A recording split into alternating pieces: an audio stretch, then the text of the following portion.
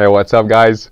Tony ici, en direct de la yourte pour vous donner un petit update de ma deuxième nuit et ma deuxième journée.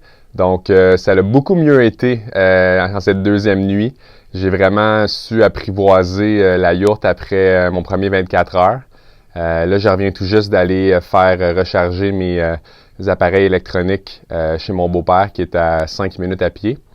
Et donc, en revenant, évidemment, le feu était éteint, mais à la yourte, quand le feu va, tout va. C'est un peu comme un organisme vivant, en fait, la yourte, ou on peut comparer ça aussi à une relation.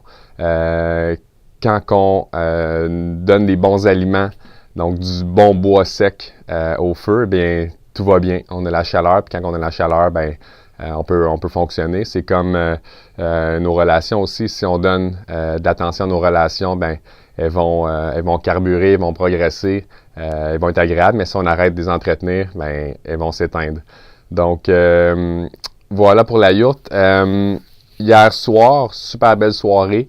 C'est vraiment un froid croquant qu'il y a ici, puis c'est blanc partout, c'est de toute beauté. Je me suis installé sur ma chaise à l'extérieur.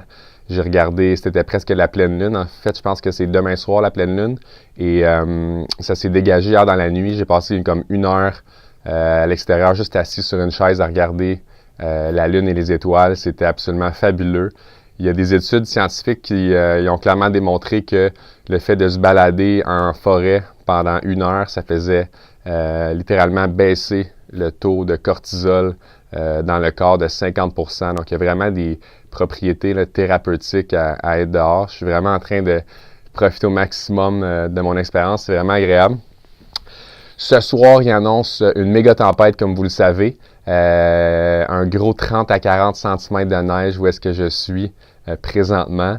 Et donc, ça me fait penser, en fait, aux premiers colons qui sont arrivés. J'aimerais qu'on ait une petite pensée pour eux. C'est absolument fascinant qu'ils aient trouvé une façon de survivre parce que dans les années 1600, pouvez-vous imaginer arriver ici, pas de manteau, pas rien, là. Tu débarques d'un bateau, puis là, c'est probablement que c'était l'été ou c'était le printemps, l'automne, puis là, à un moment donné, l'hiver arrive, man, pow!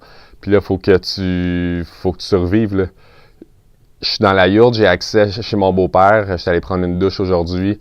Je passe la majorité de mon temps ici, mais imaginez-vous, pas de douche, pas de petits repas préparés, pas d'appareil électronique pour nous éclairer. Honnêtement, c'est impensable. Donc, une petite pensée pour ces gens-là qui sont restés puis qui ont permis que nous, on soit ici puis qu'on puisse profiter de notre temps aujourd'hui.